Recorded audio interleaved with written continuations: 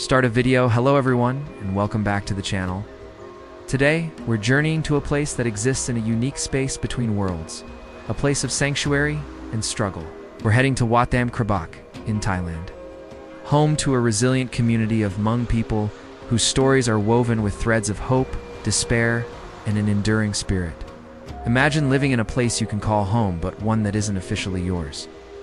This is the reality for thousands of Hmong who have resided at the Wat Tham Krabok monastery for decades. They found refuge here after the turmoil of the secret war in Laos, but their status has remained in limbo ever since.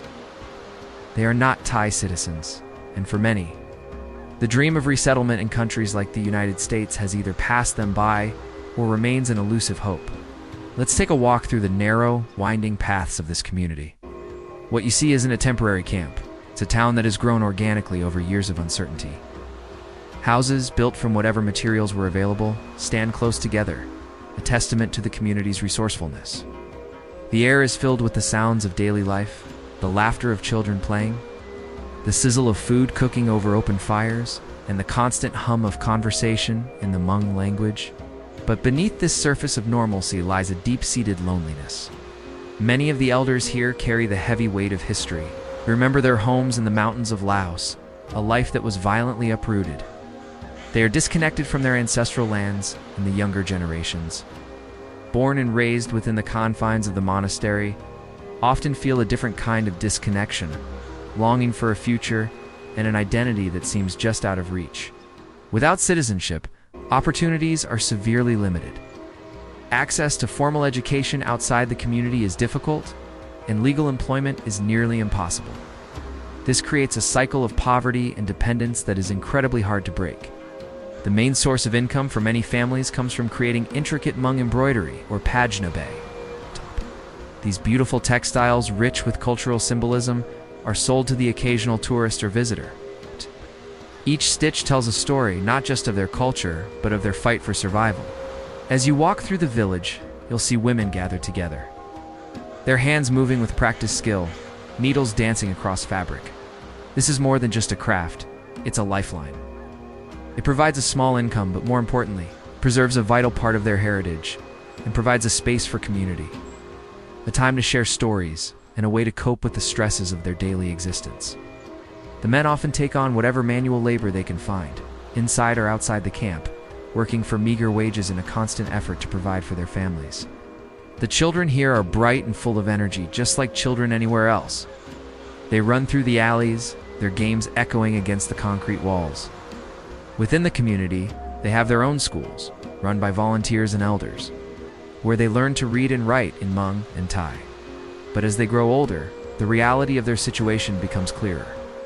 They see the world outside the monastery's walls, a world of possibilities that feels locked away from them. This creates a profound sense of frustration and a yearning for something more. The monastery itself provides a spiritual anchor. The monks of Wat Tham Krabok have offered not just land, but also a sense of peace and order for decades.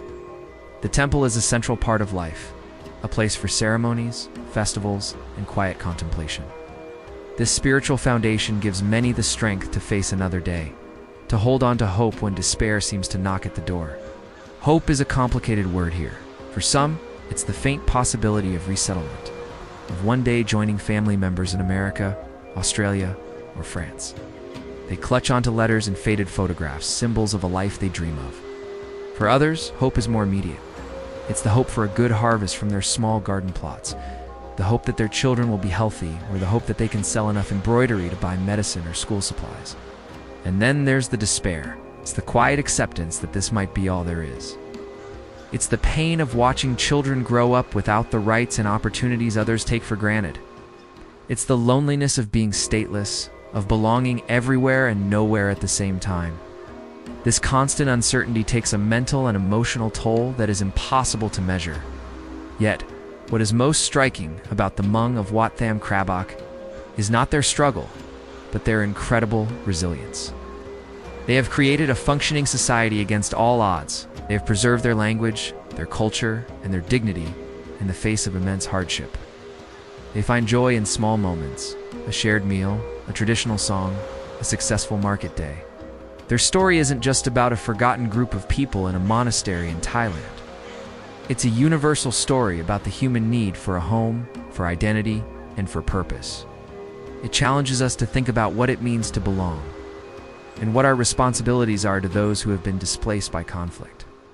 The Hmong of Wat Tham Krabok are not just waiting for their lives to begin. They are living, loving, and striving every single day, caught in the delicate, often painful, balance between hope and despair.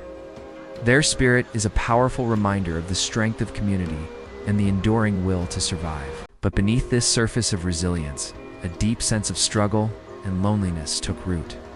Imagine living in a place where you are not a citizen. You can't legally work outside the camp, you can't own land, and your movement is restricted. Education for children was limited, and opportunities for a better future seemed impossibly distant. The world outside was moving forward, but for many in Wat Tham Krabok, time seemed to stand still. This created a profound sense of being forgotten, of being stuck between a past they could never return to and a future they couldn't reach. The older generation carried the heavy weight of memories of a homeland they lost, of family members who didn't survive the journey. They passed down stories of green mountains and free lives, a world their children and grandchildren, born in the camp, had never seen. For these younger generations, their identity was complex. They were Hmong, but their only home was a refugee camp in Thailand. They longed for a life of freedom and opportunity, the kind they saw in movies or heard about from relatives who had resettled in other countries. This longing often turned into a quiet despair, a feeling of being suspended in time, waiting for a life that might never begin. A major turning point came in the early 2000s, when the United States agreed to resettle the last large group of Hmong refugees from Wat Tham Krabok. This was a moment of immense hope. Families who had waited for decades finally had the chance for a new beginning. There were tearful goodbyes and joyful reunions. The dream of America, of freedom and prosperity, was finally within reach. The camp, once bustling with over 15,000 people, began to empty. It seemed like the final chapter of this long, painful story was being written. But what happens to those who are left behind? Today, Wat Tham Krabok is much quieter. A smaller community of Hmong people remains. These are individuals and families who, for various reasons, were not eligible for resettlement. They are, in many ways, the forgotten ones. The global attention has moved on. The large-scale aid has dwindled, and their future is more uncertain than ever. Their loneliness is palpable. As the community is smaller, the support networks are weaker, and the feeling of being left behind is a daily reality. The struggles they face are immense. Without legal status, access to health care, stable employment, and higher education remains a constant battle. They live in the shadows, navigating a system that doesn't fully recognize them. Yet even in this profound uncertainty, the Hmong spirit of resilience endures. They continue to support one another, to celebrate their culture, and to hold on to hope. They are farmers, artisans, and parents, doing their best to provide for their families against incredible odds. Their story is a powerful reminder that when the cameras leave and the world looks away, life, with all its hopes and heartaches, continues. The story of the Hmong at Wat Tham Krabok isn't just a piece of history, it's an ongoing human experience. Yes. It's about the universal desire for a place to call home, for dignity, and for a future for our children. It challenges us to think about what it means to be a refugee, to be stateless, and to live in a state of perpetual waiting. Their journey from the mountains of Laos to this small corner of Thailand is one of incredible strength. But it's also marked by a deep and enduring sorrow. It's a story of being caught between hope and despair, a reality that continues for those who still wait at Wat Tham Krabok. Under the protection of the temple's revered abbot, what began as a temporary sanctuary became a permanent home for a generation. For a long time, this was one of the largest Hmong communities in Thailand, a bustling village within a temple's walls. Life was vibrant. The marketplace was filled with the sounds of commerce, the smells of traditional Hmong cooking, and the sight of intricate paj nabob or flower cloth embroidery being meticulously stitched. Children played in the dusty lanes, their laughter echoing against the limestone karsts that surround the temple. But this vibrancy masked a deep-seated uncertainty. The residents of Wat Tham Krabok were stateless. They lacked Thai citizenship, which meant they had limited access to formal education, legal employment, and the freedom to travel outside the designated area. They were, in essence, trapped. Their lives were a constant negotiation between preserving their rich cultural heritage and navigating the constraints of their stateless existence. Were people without a country, caught between the land of their ancestors and a future they couldn't grasp. The primary hope for many was resettlement to a third country, particularly the United States. This dream fueled the community for years. Families saved what little money they could. They filled out endless paperwork, and they waited. They listened to radios for news, shared letters from relatives abroad, and imagined a life with rights, opportunities, and a sense of belonging. This hope was the invisible thread that held the community together, a shared aspiration that made the daily struggles bearable. In 2004 and 2005, that dream became a reality for over 15,000 Hmong from Wat Tham Krabok. In a massive resettlement effort, families packed their few belongings, bid farewell to the temple that had been their home and their prison, and boarded planes to America. It was a moment of incredible joy and relief, the culmination of decades of waiting. The temple grounds, once teeming with life, fell quiet. But what about those who were left behind? This is where our story shifts, from a community defined by collective waiting to one marked by individual loneliness. Today, only a few hundred Hmong remain at Wat Tham Krabok. The bustling marketplace is gone. Schools are quieter. The once lively village now echoes with a sense of emptiness. Those who remain are often the elderly, who were too old to make the arduous journey, or individuals and families with complicated cases that made them ineligible for resettlement. Imagine being an elder here. You watched your children and grandchildren leave for a new world. You receive phone calls and see pictures of their lives in America lives, filled with opportunities you never had. You are proud, of course, but a profound sense of isolation sets in. The community you helped build has dispersed across the globe. The traditions you fought to preserve are now practiced thousands of miles away. The language of your grandchildren is increasingly English, and the distance is more than just geographical. It's cultural and generational. The younger generation remaining at Wat Tham Krabok faces a different kind of struggle. Without Thai citizenship, their future is opaque.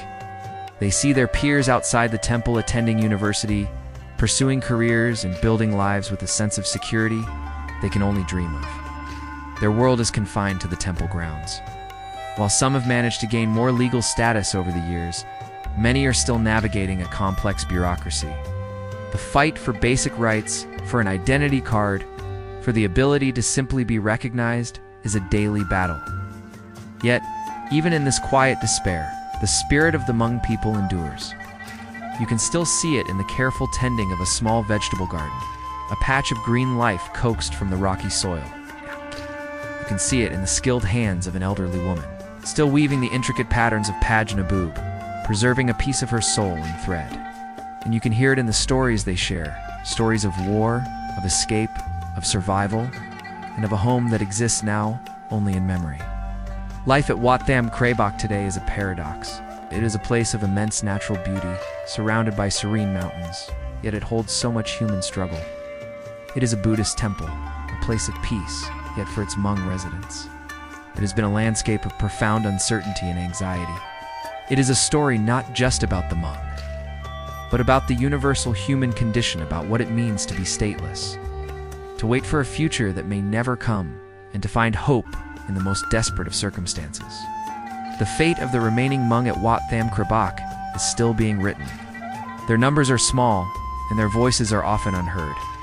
But their story is a crucial reminder of the long-lasting human consequences of war and displacement. It's a testament to the strength of a people who have lost everything but their identity, and who continue to navigate the delicate balance between hope and despair day after day in the quiet shadow of the temple. Thank you so much for joining us on this journey. The stories of communities like this are incredibly important, and by watching and learning, you help keep them from being forgotten. If you found this story meaningful, please consider liking this video and subscribing to our channel for more deep dives into the diverse cultures and communities that make up our world. We'd love to hear your thoughts in the comments below. See you next time.